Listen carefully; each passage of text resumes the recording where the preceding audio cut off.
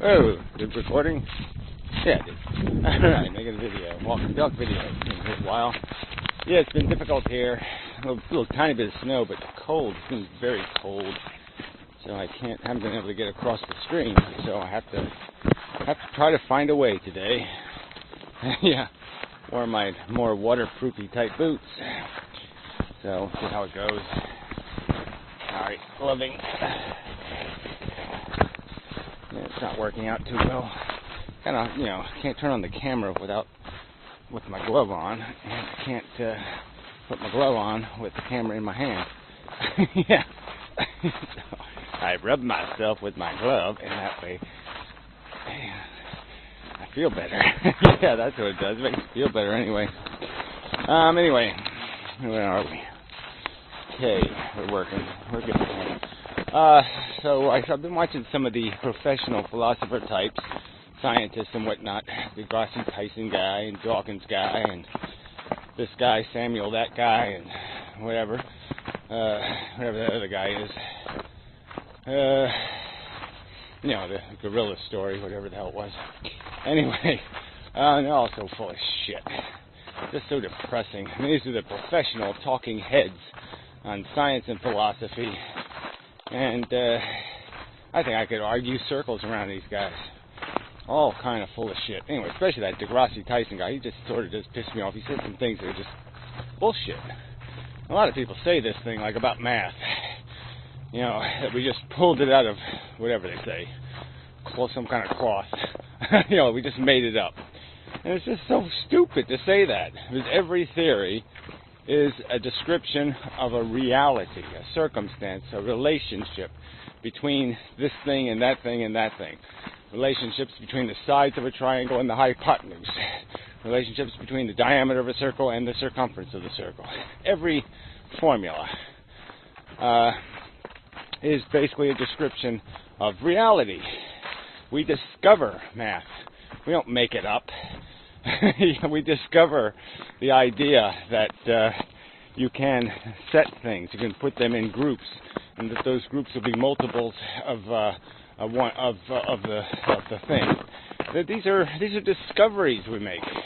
These are not made up of nothing. And just like this, I would argue that logic has the same foundations in the substrate. We discover logical relationship. We dissect it. We deduce it through modeling. And it exists out here in the world, in this cold, nasty place. That's where it is. It's here. It's outside of me. It doesn't need me to still exist as facts. Circumstantial, relationshipal fact. So in listening to their free will discussion, I listened to some of their other crap, these philosophers, and then I watched the Dawkins and Tyson love fest. It was really quite disgusting. But anyway, I'll do a video on that because that has to do with the whole Drake equation. And there's just a magic moment, and I think I've responded to it before, but I'm going to do it again. It really pisses me off. These guys are supposed to be smart. So anyway, the function of our brain, beyond the survival mechanism, the way it helps us survive, is the dominant feature is logic. It provides us with a mechanism for dissecting the best path through this bramble. Dissecting what is a worrisome circumstance not to linger, and what is a safe circumstance, what place where it's safe to be. These are function of our brain is basically to do this logic stuff, to accurately dissect the circumstance and devise a reaction, an appropriate method for our self-serving, self-focused entity. So if we took the self-focus out of it, because that's sort of the thing that breaks the logic in a lot of ways, because of our self-interest, you can see that most of the cases where logic gets destroyed, where unrationality and unreasonableness become reasonable, are cases because the self-interest dominates the behavior, dominates the theory of life. So it's easy to argue that it is that mechanism that corrupts rationality and logic. It is not necessary to the function, and it just basically breaks the function.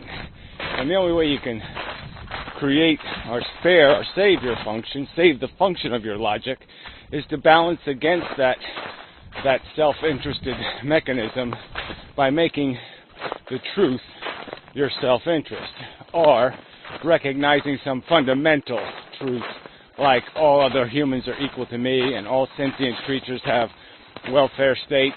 And in that sense, your deductions, your models of the circumstance are full and complete again, and now you can do real rational logic instead of fake self-serving rationalizations. And those are a big difference. A big difference between a self-serving rationalization and a logical deduction. Let's see. Yeah, see if we can slide across here with minimal falling in to the watering. Will that be possible? Good question. And what is the consequence for failure? Well, let's find out, right? What else can we do? We'll just pick a spot that looks shallow. This looks shallow. And we'll just see what the fuck happens, right? I guess so, Gary. So far, so good. So far, so good. Try to just make sure I fall straight down. So far, so good. Rocks. Oh, yeah. So far. Oh, I'm going to make this easy. Yeah, stay by the rock, Gary. Oh, crack, crack, crack. Yeah, crack, crack, crack. Hey! Alright. Oh, you almost died at the end. Alright. Kind of mark this spot.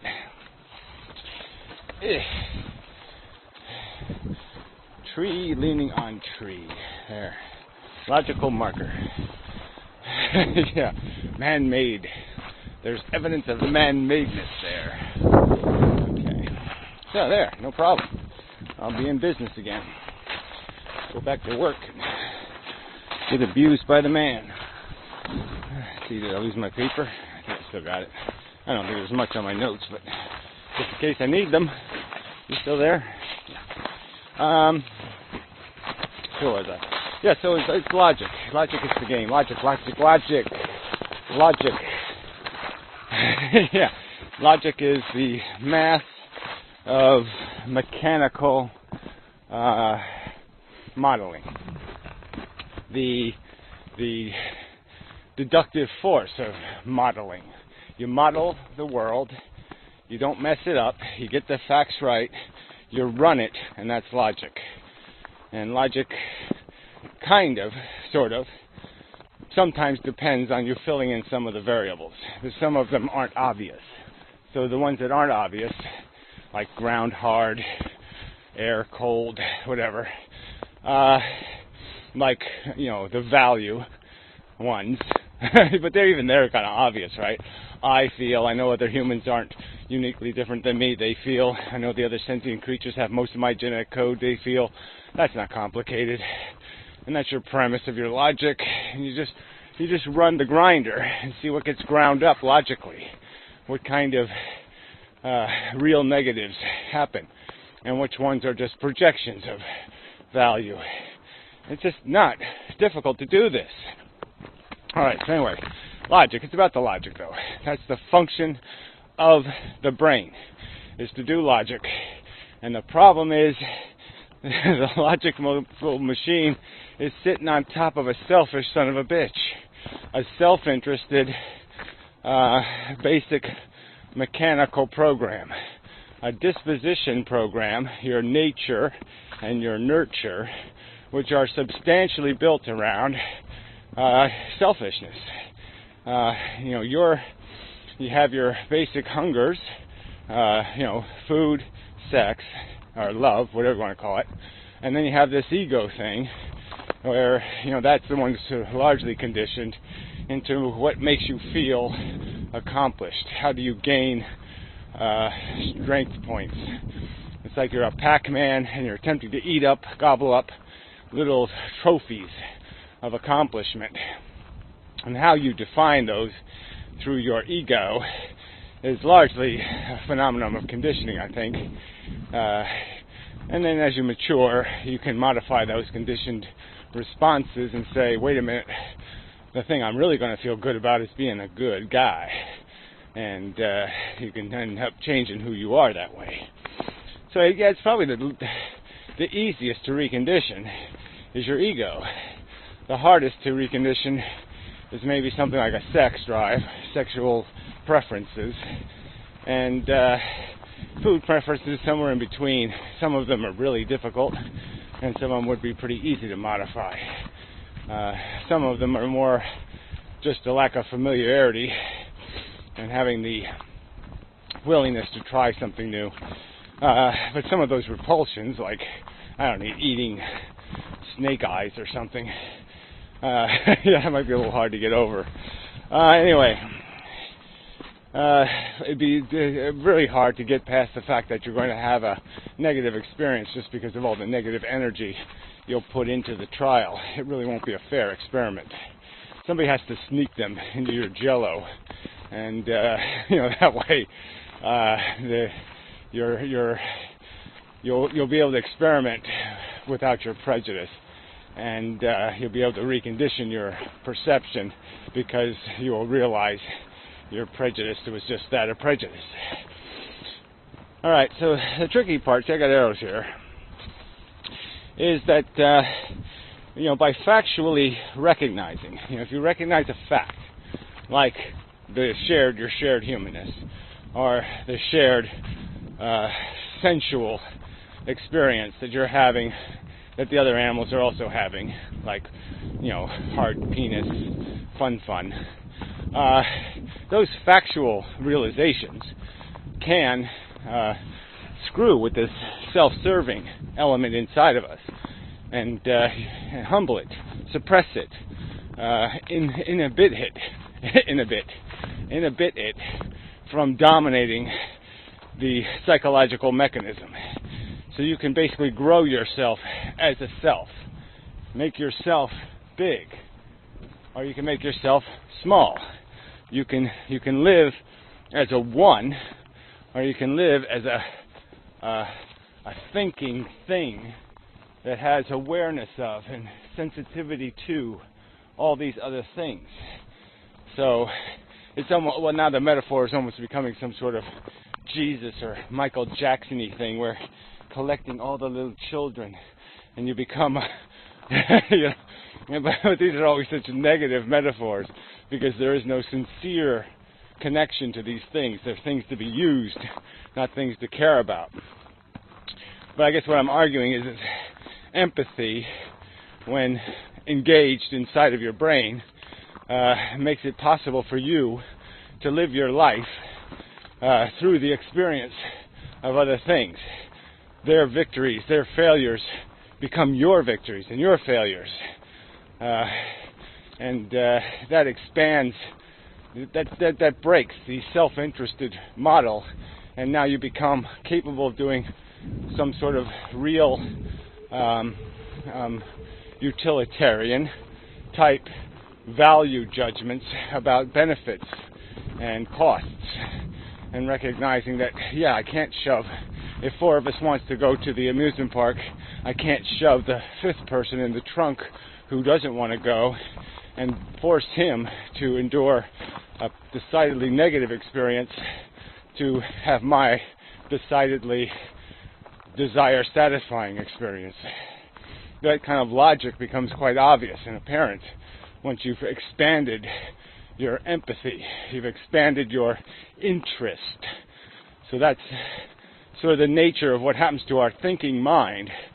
When you think it good enough, you'll logically deduce that you have to be a bigger mind. You have to be a mind devoted to more than the interests of this self, and you can't gain gratification from this for this self at the expense of those others of equal value. That logic is broken, and once your brain tells you that, you will be obliged to include that information in the equation, and you will disengage a big piece of the selfish perspective.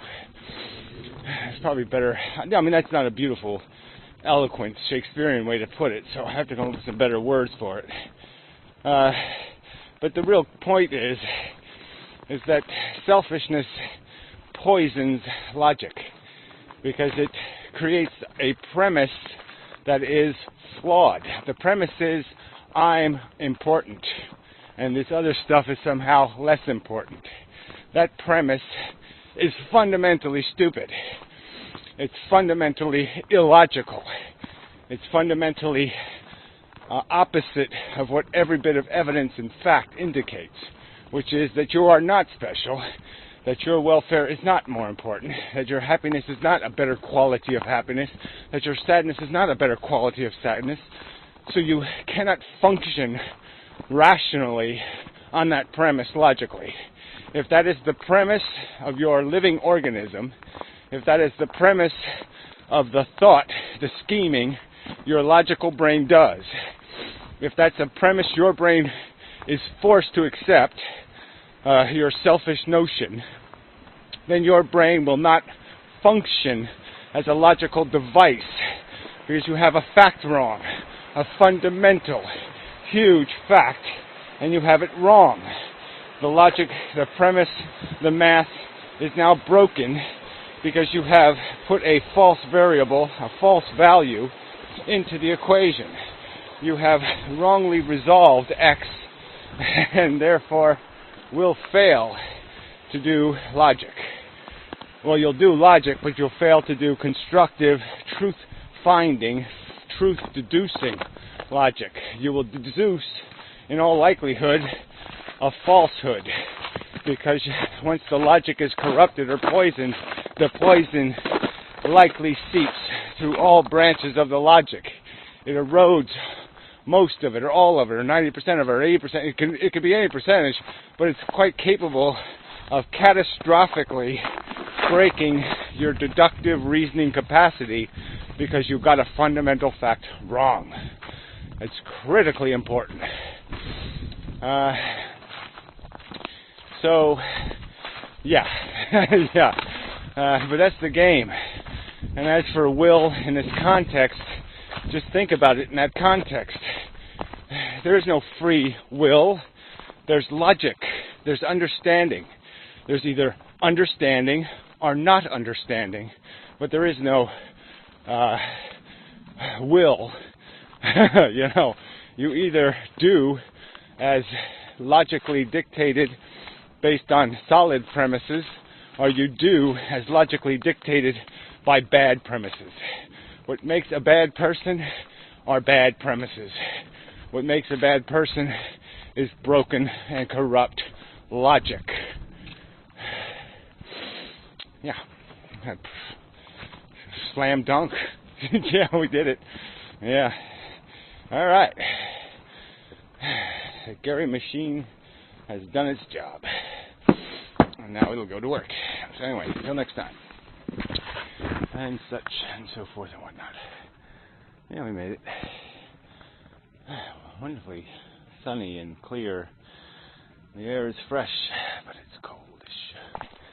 Yeah, recording, add-on, and such. Right, the other glove. Yeah, it worked better.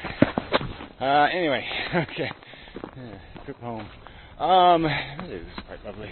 But anyway, cold though. Only my footprint. Yay. I win. Oh wait, there's 4. Can't be me. There's gotta be somebody else there. Anyway, same boots though. Weird. I gotta examine that. Maybe I'm following me.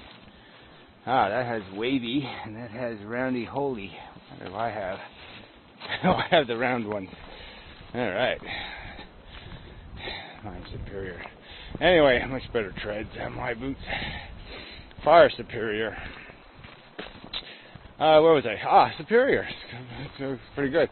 I said the Degrassi Tyson guy. He thinks he's very superior. Has a very superior attitude.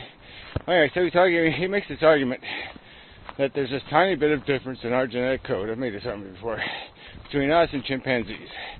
And so even a tiny 1% difference in some alien intelligence would be the difference between us and chimpanzees. And it's just bullshit. People and their notions of intelligence is just kind of stupid. Intelligence and knowing the truth, you have to understand the difference between these things. Some of the stuff you know is like really stupid stuff that doesn't matter. Like, I don't know, you know the taste of your wife's pussy or something. No one cares. It's not going to be relevant to anybody else. You know the smell of your own farts. That's a more common man thing. Who cares? It's unimportant knowledge. I notice grass right here. Who cares? Not important. Bird flu. Not important. Big picture stuff. Big picture intelligence is getting what is out here right. Getting the real basic big questions, answering those right.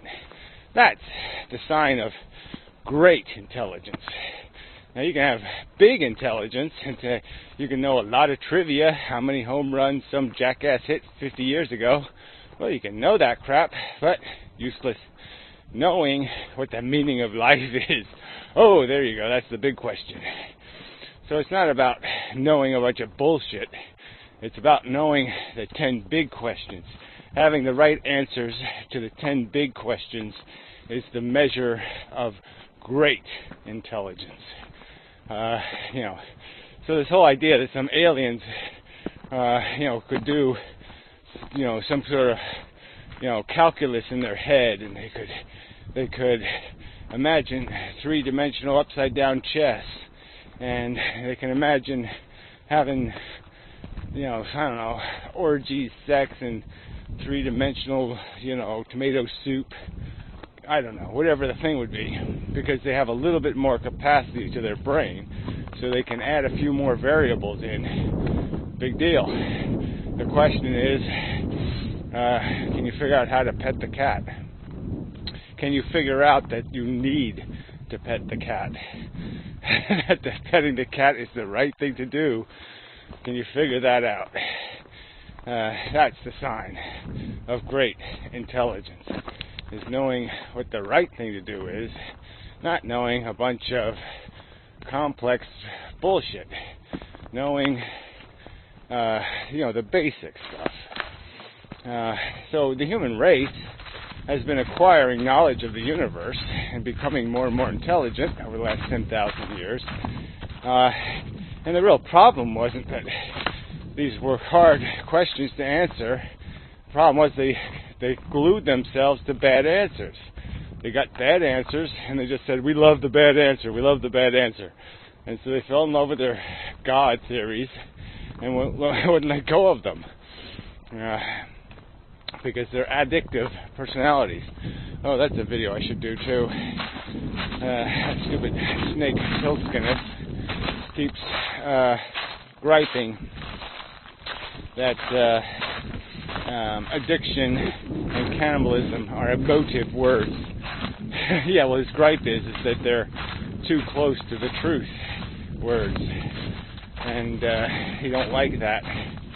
Yeah, yeah, it was too bad. So that's all another subject, though. We'll stick with the superior intelligence thing. Well, he's another guy who thinks he's got a little bit of a superiority complex. All right, let's see if I can get successfully across the stream again. Did good the first time. Okay, right there. Head for that rock over there. Ooh, made it. Ooh, ooh. Slide, slide, slide. Ooh, ooh, ooh. Slide, slide. Ooh, ooh, ooh. All right. I am in business. Tomorrow I'll, of course, be falling through it. It's going to get warmer. But what are you going to do?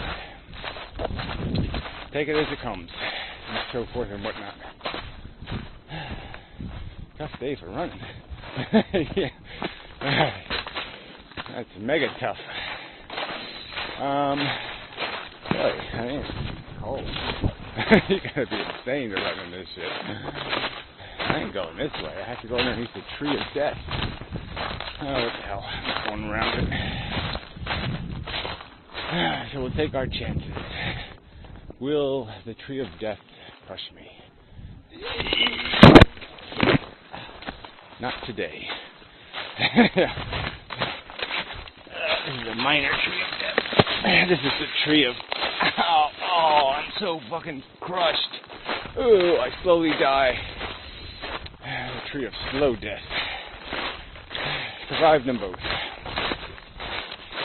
Anyway, where was I?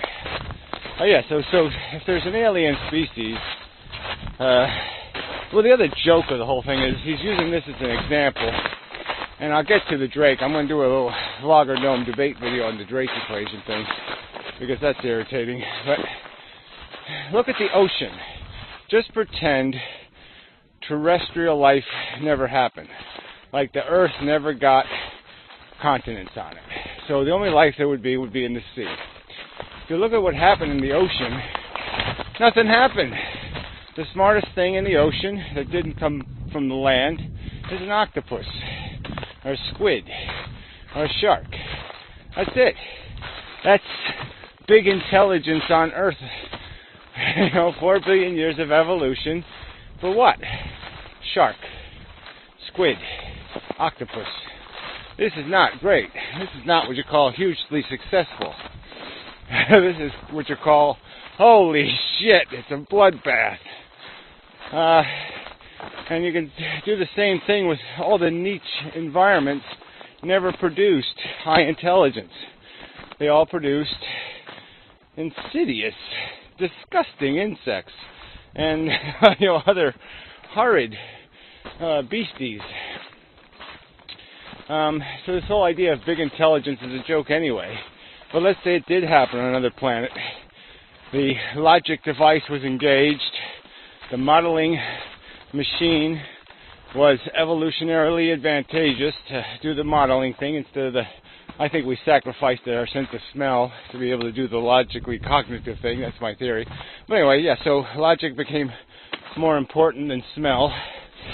And, yeah, so you can do this intelligent thing. You can go to high school and learn a bunch of stuff about how the world works. And a big pile of it can be just lies and nonsense. But some of it can be real. And so what's your job as a logical, intelligent alien? Well, your job is still going to be the same job we have. Get the value shit right. Figure out what's valuable. Duh. Oh, sentient beings. Yeah. Seems like they're kind of connected to this value stuff. Yeah, their welfare might have something to do with it, right? That's not hard to deduce. I just don't see I don't see how there's any possibility that any alien species could grow any kind of brain and not figure out, oh, feelings are important. Yeah, I just don't see how only humans could fuck this one up, in my opinion. I mean, we fucked it up in spite of it. The truth is right there to be grabbed, and instead we're clinging to bullshit. And even when people let go of the God theory, they still cling to a semi-God, a demigod theory, a theory of the all-knowing DNA molecule, the all-precious natural circle of life crap, the beauty in the stickosity. Look at all the stickosity, the beautiful stickosity. I mean, only humans could be so logically thin, logically dim, that they could not even occur to them to realize, oh, I'm a selfish organism first, and if I take the selfishness out, what's left? Yeah, shit. A fucking whirlpool supertronic agitator machine that reduces sentient feeling things into gruel. Yeah. Some circle of crap, death, doom, futility, failure. Warning, warning, Will Robinson. Don't go through the life bubble door. What else can I submit for this? footprint. Little animal. Yeah, I think it's probably enough. I think you get the drift. Intelligence that matters is qualitative, not quantitative. Intelligence that matters is not reachable through quantum theory or complex modeling. It's reachable through the simplest observations, the simplest deductions, as long as they're unpolluted by your self-interested desire mechanism, your addictions. Outside of your addictions, the truth is not complex. It's only rationalizing the truth to fit your desire that requires the abstraction of complexity. You only need complexity because you're trying to lose the truth in nonsensical detail. See if you can break the truth by creating a bunch of small, tiny, minuscule errors in detailed logic. Yeah. Put simply, you suck. What are you doing? Huh, stupidity? You're too feeble a cat to be sitting on a lawnmower. Yes, you are. You should be sitting on something better than that. Come on, retard. Come on. Come on. Come on. Stupid. Fuck brain. Moron. He just doesn't answer any of his names. Stupid, stupid, stupid, stupid. Stupid, stupid, stupid. Come on. Stupid. Like the aliens. That's what the aliens will be. Stupid. Okay, now I'm done. Let me tick, tick. Come on, Dubby. Come on in. Come on. Come on. Meow, meow, meow. Come on. You're almost here. Get over here. Look, he comes halfway and he stops. You want to come in? It's cold out here. It's cold. Come inside. You get a cold out here. These Chinamen will think so anyway. Chinese aren't very smart about that kind of stuff. They think colds give you colds. They think cold gives you colds. Don't know about all that microby stuff. Anyway, till next time. Sick people give you colds. Anyway, till next time.